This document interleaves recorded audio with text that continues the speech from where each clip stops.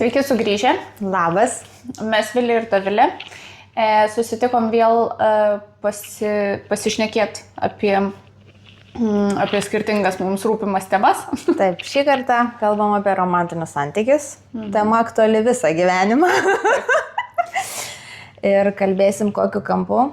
Nusprendėm pakalbėti apie tai, kaip mes įeinam į romantinius santykius, kaip mes po to juos vystom, kokius lūkesčius mes jiem keliam, kurie iš tų dalykų yra mūsų pačių iš tikrųjų norimi ir kurių mes geidžiam tuose romantiniuose santykiuose, kurie galbūt mums yra suformuoti visuomenės ir sociumo. Iš pasakų, ir filmų, ir knygų. Taip. Tai va. Bendrai turbūt nėra taip lengva tuose meilės santykiuose, vienas sunkesnių temų yra žmogiškajam gyvenime. Ir čia nesvarbu, ar tau 14, ar tau ten 30, ar tau 60. Visada meilėje galima turėti klausimų ir turim. Nes turbūt iš vienos pusės tai tema, per kurią žmogus pats labiausiai keičiasi ir save pažįsti ir auga. Iš kitos pusės, nuoširdžiai, tai tikrai nėra lengva rasti, ar ne, tą pilnatvę ir laimę. Ypatingai, kaip tu ir sakai, esam sąlygoti ieškoti kažko, kas dažnai net neegzistuoja. Toks. Ir arba neegzistuoja, arba tai nėra realistiška. Taip. Nes mes galbūt, čia ta mūsų idėja apie tai pakalbėti turbūt prasidėjo pagrindę nuo to, kad nuo pamatytų tokių irgi ten pokalbių ir apie tai, kad mes dažnai ieškome kažkokių idealių santykių ir kai kurie iš mūsų mes dažnai įsivaizduojam, kad vat jau kai sutiksiu va tą žmogų, jau va tą ypatingąjį, tai viskas bus idealu, nieko nereikės ten baisiai daryti, nereikės stengtis, viskas kaip sviestų patepta eisis ir nebus jokių didelių problemų santykiuose ar nebus kažkokių, sakykime, aspektų santykių, kurie galbūt vieni bus labai geri ir pakankamai arti tobulumo, kiti gali būti galbūt net ir toli gražu nuo tobulumo ir tam, kad juos padaryti kažkokius, aš net nenoriu vartoti to žodžio, kad padaryti juos tobulesnius ar dar kažko, ne tame. O gal tame, kad padaryti juos tokius, kad mes juose jaustumėmės gerai ir pakankamai laimingai. Jo, čia problema, kad tada daugumą akcentuojamės į išorę, kad partneris kažkoks turi būti, ten santykių forma kažkokia turi būti, bet iš tikrųjų dažniausiai nuo savęs reikia pradėti, kodėl aš esu tuose santykiuose, kodėl aš pastebiu santykių tendencijas ir kodėl aš jaučiuosi panašiai su skirtingai žmonėm. 5 partneris, o aš vis tiek jaučiuosi blogai. Ir tada prisikasi prie to, kad problema tai turbūt ne sąlygos ir net ne partneryje. Ir ding. Ir tada jau pas psichologą. Taip, nes dažniausiai vis tiek mes turbūt tas pačias savo kažkokias, net nebūtinai problemas, bet sakykime, nes pakankamai daug mumise suformuoja tai, kokioje šeimoje mes užaugom, kokius savo tėvų santykius mes matėm. Ir iš tikrųjų dažnai gal daug kas sako, kad ypač jeigu matė kažkokius disfunkcinius ar nelabai kokius, sakykime, tėvų santykius, tai žmonės dažnai eina per gyvenimą su tokiu, kad ne jau pas mane tai tikrai taip nebus, jau aš tai taip tikrai nedarysiu ir tada dažnai, man atrodo, jau būnant santykiuose ir galbūt ir laimingose pakankamai santykiuose, prireikia to tokio labai didelio self-awareness, pastebėti, kad iš tikrųjų aš čia visai gal kaip mama elgiuosi. Arba kaip tėtė. Nes jo yra tas, kad mes pasirenkam nesąmoningai dažniausiai, kad ir kaip nestengiamės, bet vis tiek vieną ar kitą tėvą kaip pavyzdį. Vieną renkamės kaip pavyzdį galbūt santykiuose, kitą tada kaip pavyzdį darbe, ar ne? Ir toks Ir dažniausiai vis tiek vienas iš tėvų būna tas blogis, kurio labiau nori išvengti. Ir tada arba tampi juo, arba tada eini visiškai priešingų kelių, bet tai irgi nėra tai, kas tavo. Ir gaunasi, kad vis tiek turi išsirinkti ir susivokti, koks tu nori būti santykiuose, nemėgdžiodamas ir nebėgdamas. Taip, nes, žinai, čia yra iš to apskritai net ne vien apie santykius, kalbant apskritai bendrai, kai yra sakoma, kad, kalbant apie vaikus, kurie būna tiem maištautojai, ne, ir kurie viską daro priešingai, kai turi pakankamai nemažai žmonių tokį bruožą, kad jeigu tu jiem pasakysi daryti A, tai jie būtinai darys Z. Taip. Nes jiem būtinai yra daryti priešingai. Taip. Tai yra kalbama apie tai, kad tai nėra laisvė. Tai, kad tu darai priešingai, čia neparodo tavo kažkokio išsilaisvinimo iš tėvų įtakos, ar tai kaip tik rodo labai didelę, kad tavo tėvai tiek priklausomas, kad tu negali kitaip, tu net negali įsivertinti iš tikrųjų, galbūt normaliai jie man ten siūlo daryti. Gal visai ten protingai, tu net negali nuo to savo emocinio poreikio daryti priešingai, tu nesugebi nuo jo atsiriboti ir savo tiesiog racionaliai įsivertinti ne priežastis, kad kaip, ar iš tikrųjų man gal taip reikėtų daryti, kaip man būtų naudingiau, tu net nesugebi atsiriboti nuo to savo emocinio atsako. Bet tai vadini, kad aš laisvas ir aš elgiuosi kaip noriu ir aš čia neklausau tėvų. Ir pas mane tu tiesiog būtinai darai priešingai, negu pasakė. Ir pas mane nėra jokių ten vaikystės traumų, jokių skaudulių, viskas man labai puiku, bet santykių romantinių, kaip negaliu sukurti, taip negaliu. Ir tada supranti, kad knisamės dar giliau, vadinasi, reikia ir žiūrėti, kur ten tau skauda nuo vaikystės, kur tavęs galbūt tu jauti, kad neverno, kur nepagyrė, kur nemylėjo taip, kaip tu nori.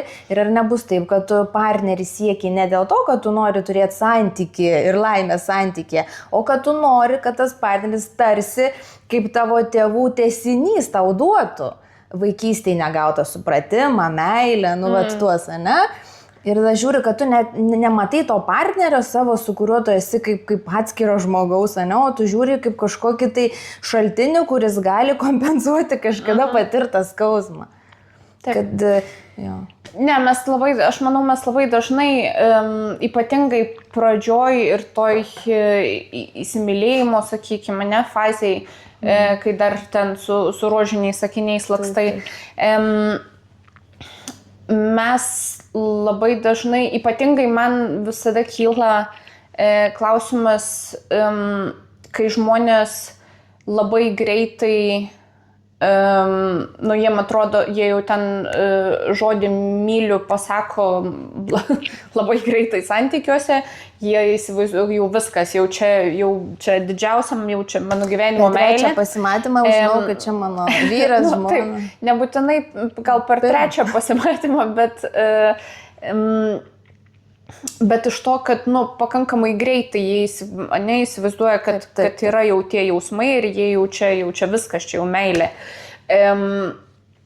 Labai man tuomet kyla klausimas, tas ar tu iš tikrųjų myli tą žmogų, ar tu myli to žmogaus idėją. Ir tą jausmą, kurį tu patiri. Taip, nes ir iš tokio, kad, sakykime, daug iš mūsų kam turbūt yra, kad mes su savo partneriu, ne, su vyru, žmona, nežinau, vaikinu, kaip pavadinsi, ne, kad mes norim jaustis ypatingi. Taip. Kas galbūt nieko čia blogo nėra, ne, kad tam žmogui kaip ir, sakykime, draugystėje, aš irgi noriu tau jaustis ypatingą draugę, ne? Bet mes truputį galbūt pasimirštame tame, kad tu pirmuosius mėnesius ten pažinties ir ypatingai jeigu ten ar aistringesni tie santykiai, ar kaip, tai žinoma, kad tu jausies tam žmogui ypatingas. Ypatingai per 3 mėnesius.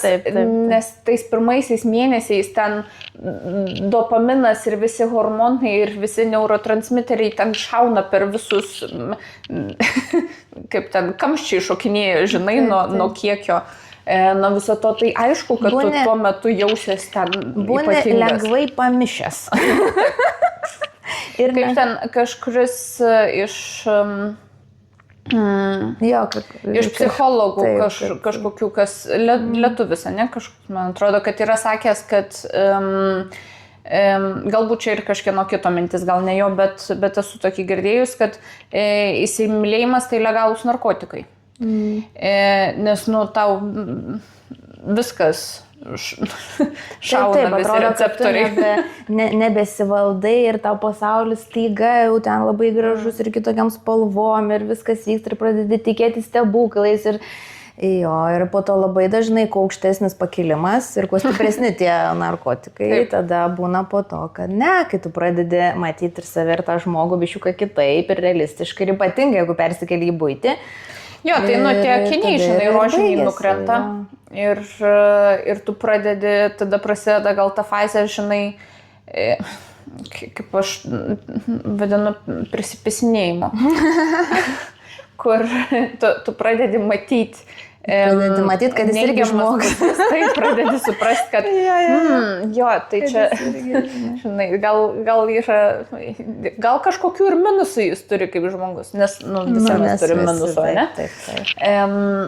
Ir kas tada būna sunkiausia, kad tu pamatai, kad ten minusai labai panašus į tai, ką tu dėl savęs galvoji ir nuo ko tu bėgi pats. Taip, arba tai, ko tu savyje labai nemėgsti, už ką tu gal save pasąmoningai stipriai smerki, ne? Nes mes, nemažai turbūt mūsų turim kažkokių bruožų, kažko nežinau.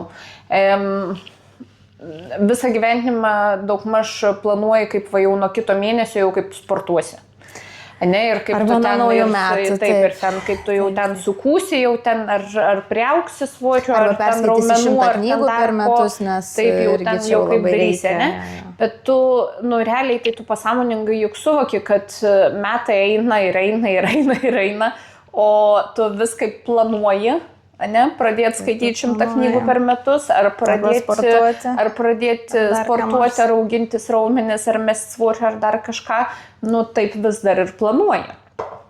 Ir tada galbūt sutinki žmogų ir tave pradeda triggerinti jame, kad, nežinau, galbūt jis religingai kiekvieną rytą eina, sportuoja ir taip toliau. Ir tau tai gali būti labai lengvas triggeris, kad tu pradedi jį vos ne tai, kad engti, bet tu pradedi ieškoti, kodėl tai yra blogai. Kodėl, tu tada prasideda, žinai, tu čia su manim rytų nepraleidė, aš norėčiau ryte ten kavos lopoje atsigerti, ar ten ką nors paveikti, ar dar kažko. O tu čia atsikeli 5 ryto ir išvarai kažkur. Jo, tai nebūtinai toks turi būti pavyzdys, jų labai daug skirtingų ir visus aspektus, ir nebūtinai čia sporto ar dar kažko tai. Bet tai labai dažnai per tai pasireiškia, kad tu matai tuos minusus kitame žmoguje, kurie tu irgi galbūt tą turi, arba tu turi priešingybę tam ir tave tai labai triggerinas iš savęs, žinai. Jo, ir nebūtinai tai minusai, gali būti ir pliusai, nes, pavyzdžiui, sportuoti, kaip ir viskas gerai. Ir tu matai, kad jisai turi tą valią, turi ryžtą, jisai pakankamai savim rūpinasi, o tu dar vis sėdi ir galvoji, kad gal čia kažkaip, žinai. Ir va čia, kai tu pasakė apie tuos, irgi, kad žodžiu, kad prisiknisinėjimas, prasideda, tai kažkaip pagalvojau iš tos perspektyvos, čia labiau iš dvasinės, bet ką pastebėjau, tai vat, kom gyvenime tie santykiai skiriasi ir yra tokios, gal 2 labiau stambesnės grupės. Viena grupė yra va, tie karminiai santykiai, kada tu sutinki partnerį tai tam, kad jis tave, iš esmės, trigerintų, nervintų, kad pasikankintum, kad būtų karšta, šalta, pykstamės, taikomės ir ašaros, ir Romeo, ir Julieta, ar ne? Ir po to anksčiau ir vėliau skiriatės, nes tu tarsi peraugy, tau atsibosta to drama, ar ne? Bet jie tarsi būti pavargsti tiesiog. Taip. Ir pradedi pakankamai vertinti tada tą ramybę ir harmoniją, vat, ar ne? Bet jie supranti, kad tie santykiai buvo tai, kas tave subrandino, kad be jų tu taip ir būtum toliau tęsęs. Ir tada jau tau duoda tokį partnerį, kad maža nepasirodo, skauda, taip skauda, kad jau galvoju, kad nebepagysi, bet visada įmanoma pagyti.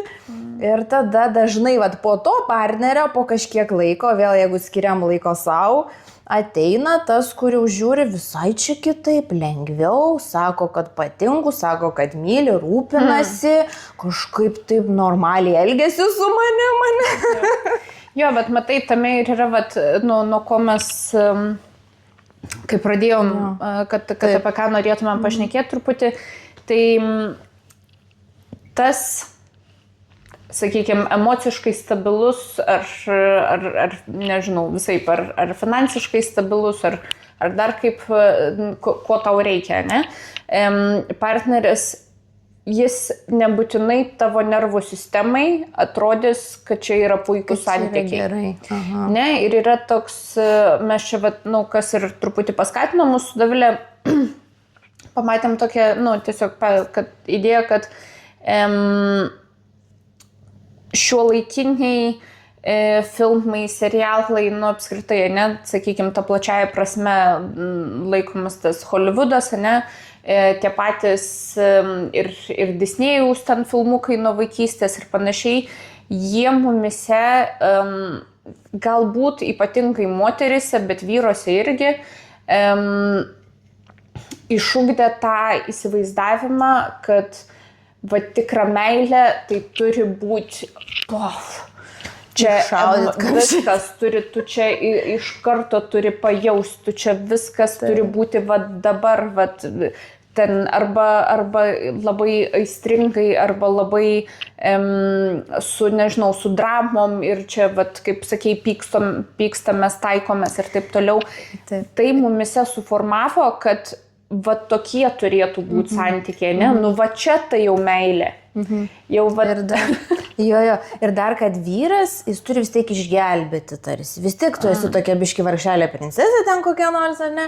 Bet jau kaip pasirodo tavo gyvenime vyras, princas ar ten herojus, jau tada tu kažkaip iš karto jau pereidai tą kitą būvį, jau kur geriau. Ir tada moteris, ir nesuprasdamos, kai tau nuo vaikystės aiškina, kad tau tarsi privaloma tas vyras, ne? Ir dar jis turi irgi būti toks ir toks.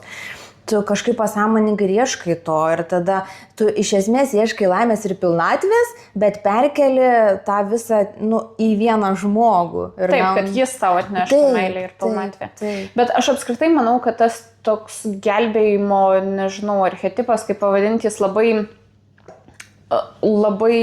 dažnas ir labai gajus visur, filmuose, serialuose ir taip toliau. Ir ne vien iš vyriškos pusės, kad vyras gelbėja moterį, bet ir iš kitos pusės, tik tai dažniausiai kitam lygmenį, kad vyras ten buvo maištininkas ir ten, bad boy ir tą darė ir ten visur, ten kuo užsiėmė, bet sutiko tą moterį ir jinai jį išgelbėjo, ten jis jau dėl jos, tik dėl jos jau jis pasikeis ir jis kitaip elgsis, jis visą gyvenimą, čia yra, iš tikrųjų, kai įsigalvoja, čia yra tiek absurdiška, kad žmogus, kuris visą gyvenimą, sakykime, ar priiminėjo kažkokius blogus sprendimus, ne?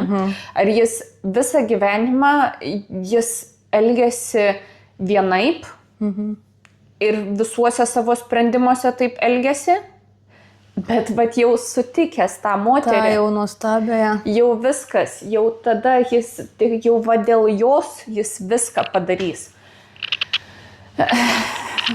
Man atrodo, čia yra toks, žinai, kaip... Aš matau, tau net pyktis kyla.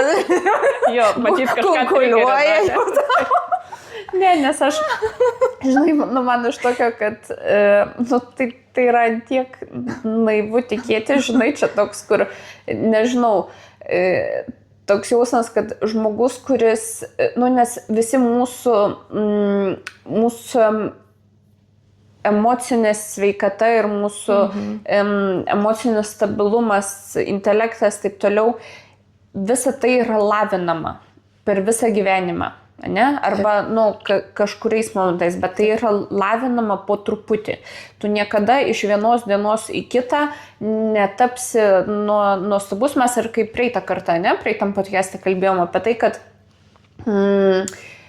kad net jeigu tu žinai, ką tau reikia susitvarkyti, tu ne kiekvieną kartą prisiminsi iškilus tai situacijai, visą tai užima laiko. Bet tikėtis, kad staiga kažkas pasikeis, man čia yra toks, žinai, tikėtis, kad žmogus, kuris gyvenime ten, nežinau, nesportavęs, nėra atsispaudimo padaręs, bet jau kai ateis jisai į geriausią sporto salę, kur jam labai patiks, ne, kur jau iš karto paims 50 spaudimų. Nes jam aplinka labai faina ir jis čia labai gerai jaučiasi, ne? Ne. Vis tiek reikės po truputį išugdyti tą. Ir tai nebūtinai mes čia šnekam galbūt apie kažkokius ten ar radikalesnius ar blogesnius dalykus, ne, ar ten, kad ten tas maištininkas, bet buvo ir kažką, kad staiga pasikeis. Bet tai nebūtinai turi būti tokie dalykai, jie gali būti daug lengvesni ir paprastesni ir kasdieniškesni, ne? Kad jeigu žmogus, nežinau, finansinius sprendimus visada buvo labai, žinai, užsimaniau, varau ten išleidau ir taip toliau. Net ir tam reikia laiko užsiauginti raumenį. Viskam reikia, taip. Ir dažnai, grįžtant prie to, kad yra skirtingi tie partneriai arba tie karminiai, ar ne, tarkim, partneriai, jie ir yra tam, aš pastebėjau, dažnai siunčiami žmonėm tiem, kurie nesitvarko su savo dalykais, kurie, tarkim, bėga nuo atsakomybės ir tada gauna tą partnerį, kuris yra, taip, tu su juo turi tą ryšį, bet po to, kai žiūri, ne dėl ryšio tu jį gavai, bet gavai, kad tu galėtum pasitvarkyti tos dalykus, prisimtum atsakomybę ir taip toliau. Ir kaip sako, kad moteriai reikia, kad ją gelbėtų, ir gal kartais ir vyrui, tai iš esmės tas požiūris ir skatina tą, kad mes tada tokie užaugam, nesuvokdami, kad mes patys savo galim daug duoti, kad iš esmės tai, ką reikia, aš galiu duoti savo.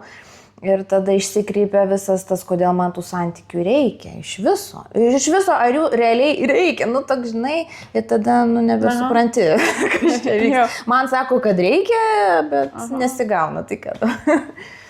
Žinai, nereikia. Mums apskritai visa, yra tas, žinai, kad visuomenė visada diktuoja, kad tau reikia būti visada santykiuose. Ir toks jausmas, kad visada reikia būti santykiuose, ne? Nes kartais net ten mūsų, nežinau, močiutės ar ten dar kas nors, ne?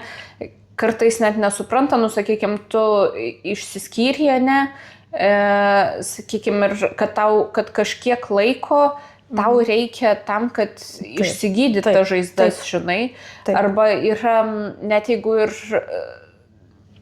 žmonės ir pripažįsta, kad reikia kažkiek laiko išsigydyti, tai ten tas laikas, tai ten 2 mėnesiai turi būti, ne? Maždaug jau čia, jau viskas, jau sutvarkiai, jau čia Sakant, pirmą partiją ašarų nuverkiai ir iš karto. Jau, o tai kada čia marčia parvesė, ne? Kodėl tu čia tiek ilgai, kodėl tu, tai gal jis ilgai nesiem, ir iš kitos pusės, žinai, ne visada romantinių santykių sukūrimas turi būti tavo tikslas tuo metu, ar tavo prioritetas tuo momentu gyvenime. Taip. Galbūt tu tuo metu, nes mes nepasėdėsim ant visų kėdžių vienu metu, ne? Tuo pačiu metu ten, nežinau, pradėti sportuoti ir tvarkytis ten finansus, ar auginti verslą, ar dar kažką daryti. Ir tuo pačiu metu dar ir kurti romantinius santykius. Taip. Neužteks visko pasėdėti vienu metu. Taip, aš gal pasidalinsiu savo šiek tiek patirtim, žodžiu. Aš visą laiką, kadangi apie save labiau neigiamai galvojau ir dėl meilės aš labai pergyvenau, kad aš jau čia nerasiu tos meilės. Ir dabar, kai galvoju, visai, man buvo 23 metai, aš buvau visiškai praradusi viltį. Taip, 23, viskas, nespėjai. Visiškai, žinok. Ir tada, kai 23-24, man kažkas, ačiū Dievui, atėjo kažkoks stukt į galvą, kad tu raminkis. Kad dabar gal darbas svarbu, gal dabar svarbu yra pažinti save labiau, ne? Ir aš kažkaip savo pasakiau, kad dabar stop ir kad dabar tikrai santykiai nėra svarbiausia, nes man nuoširdžiai, nuo kokį 16, man labai rūpėjo, aš dabar suprantu dėl to, kad aš turėjau nepilnavertiškumą ir man tiesiog tų santykių reikėjo, kad aš galėčiau savo pasakyti, kad nesu tokia bloga, ar ne? Toksai. Ir aš jų desperatiškai, žodžiu, siekiau ir nesigavo nieko. Ir tada kažkur 24 gal buvo ir galvoju viskas, darau stop, dirbu, rūpinosi savim, užsiiminėjau tam praktikom visokiom ir nuoširdžiai man buvo kaip ir tuo metu gerai. Ir tada praėjo gal kokie metai ir sulaukiau žinutės iš savo dabartinio vyro, gal nori susitikti. Ir viskas kažkaip taip lengvai, be jokios dramos, be nieko. Iš karto kaip ir buvo aišku, kad mes kaip ir galim būti kartu, bet nebuvo to kažkokio tai išprotėjimo. Buvo kažkaip viskas ramiau, bet harmoningiau. Ir tada aš supratau, kad kaip aš, net nesu ta motivacija ėjau į tos meilės santykius, kad man net ne meilės ten reikėjo, o tiesiog, kad tarsi kažkas mylėtų mane, nes aš pati negebėjau to duoti savo tos meilės. Bet šiaip, labai šaunuolė, žinai, kad tu atpažinai, kad viskas yra okei, kad ramiai viskas vystosi, žinai, ir kad nepridariau dramų.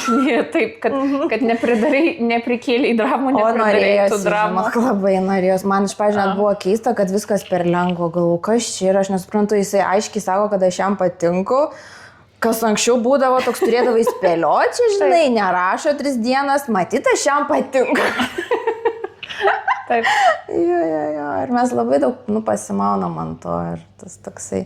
Bet tiesiog gal irgi ką iš to supratau, kad visų pirma, iš tikrųjų viskam yra savas laikas, bet tai nėra, kad tas laikas kažkoks magiškas, mes jį vis tiek lemiam savo sprendimais ir savo pasirinkimais. Ir kai mes pasakom biščiuką stop, jeigu matom, kad gyvenime darom sprendimus, kurie nenaudingi, stop, gal dabar ne į tą sritį, gal pažiūrim į kitą, ir gal tada kažkaip pradės taisytis reikalai ir ten, kur norim.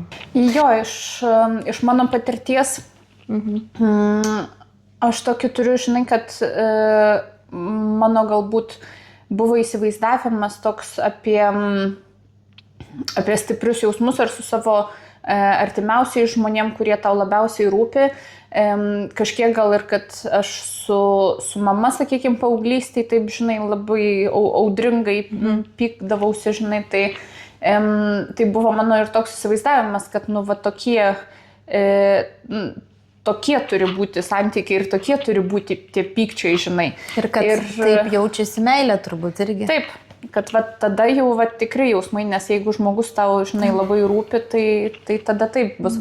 Ir man gal pasisekė ir aš esu dėkinga, kad mano pirmuose, sakykime, tokiuose rimtuose, ilguose, žinai, brandžiuose santykiuose aš buvau labai nusodinta ant to, kai aš norėjau ten, žinai, dramos ir visko ir jau čia pyksimės, jau čia, žinai, su visom, su emocijų kubilu, žinai, taip. Tai aš man buvo pasakyta, žinai, ne, taip nepaeis.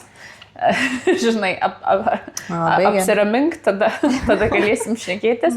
Ir labai gerai, ir nusiraminau ir tokį, aš džiaugiuosi irgi, kad aš sugebėjau tą pastebėti, kad tai nėra, kad čia labiau yra mano tas conditioning, kad aš taip įsivaizduoju, kad taip turėtų būti, bet ne, tie pykčiai nebūtinai tokie turi būti ir tai nereiškia, kad tu jam nerūpi dabar dėl to. Taip, ir mes dažnai net nesuvokiam iš tikrųjų, kiek labai mūsų tėvų mąstymas, principai, vertybės, taip kaip jie santykiuose elgesi, kaip elgesi su mumis, kaip jie iš tikrųjų žiauriai daug lemia. Ir mes daugumą gyvenam, čia jo, mano vaikystė viskas buvo čia tvarkoj, puiku gal net ir su tėvais santykiai geri. Ir kai pradedi gilintis, jeigu žmogus iš tikrųjų kažkur tai turi problemų, pavyzdžiui, jam sunku sukurti romantinius santykius, ne? Ir dažniausiai vis tiek bus šaknis, kad tai, ką perėmėm iš tėvų, tiesiog neveikia mums. Gal tai nėra blogai, ką tėvai darė, bet tai nėra mūsų. Bet mes tiesiog perimam, nes kito būdo nežinom, kaip gyvenime daryti, ar ne? Ir labai reikia pajungti tada kritinį mąstymą, labai save pažinti, skirti savo laiko, kad išsiaiškinti, o kogi aš noriu, kaip aš noriu gyventi, kokios yra mano vertybės. Ir, nelengva, nes dažniausiai suprantam, kad, nelabai turi ką bendro su tėvų vertybėm, nes ir laikas keičiasi, ir laikmetis, ir tu kitas žmogus esi. Bet kai atrandi save ir jau kai maždaug gaudais, kas tu esi, ko tu nori, kas tau svarbu, tada šansai ir sukurti santykis irgi padidėja. Jo, bet dar, žinai, dar didelis dalykas, manau, tame, kad atpažinti dar ir kokių santykių tau reikia.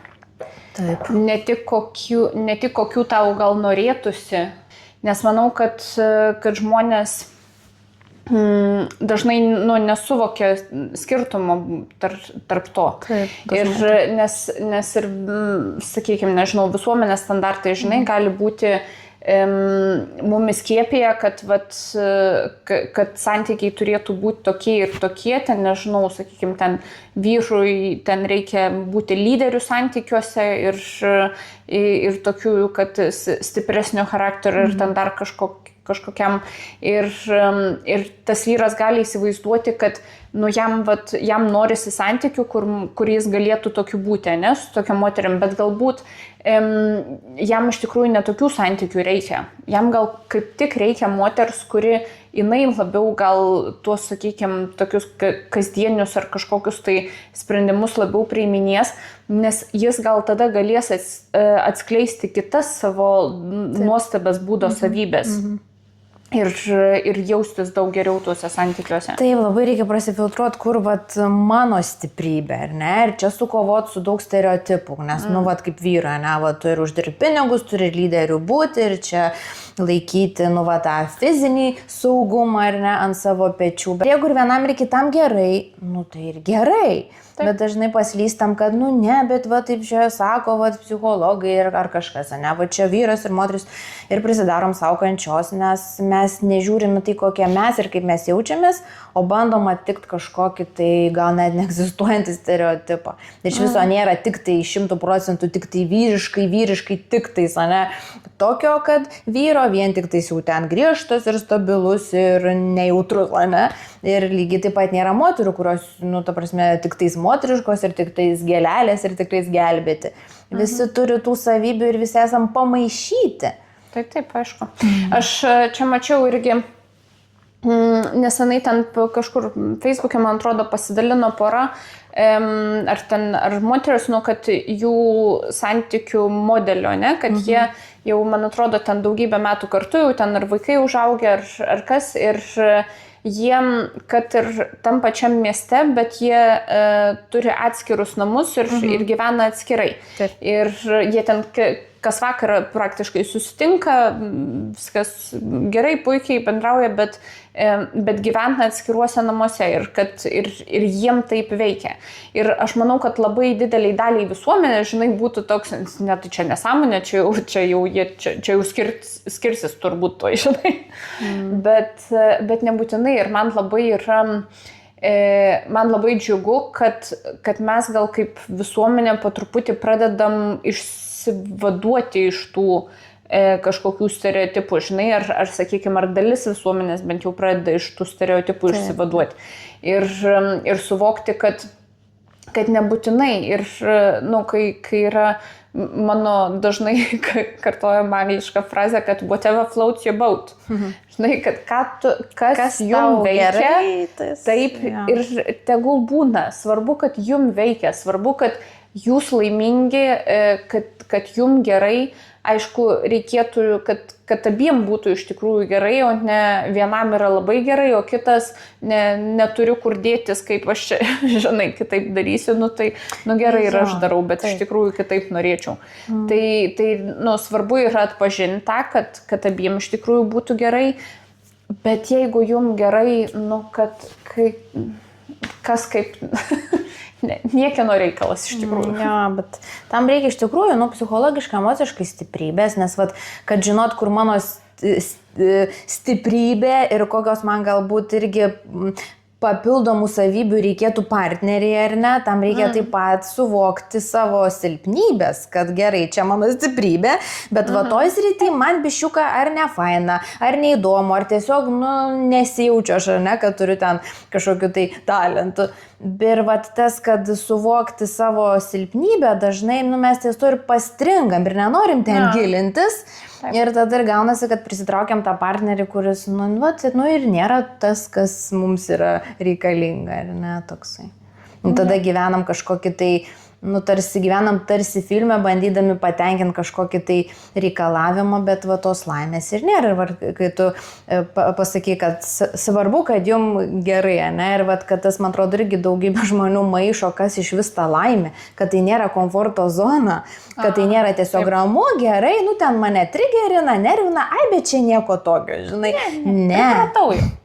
Kad laimė tai yra laisvė būti taip, kaip noriu būti. Žinoma, visose poros ypatingai, jeigu daug metų kartu, tai ten būna visko, ir krizių, ir pasipykimų, bet aš manau, išsilaiko ir išgyvena kartu tos poros, kur vis tiek prieina to, kad vis tiek svarbu palaikyti tą laisvę ir leidžia savo ir kitam būti, keistis, transformuotis ir renkasi kartu tą padaryti.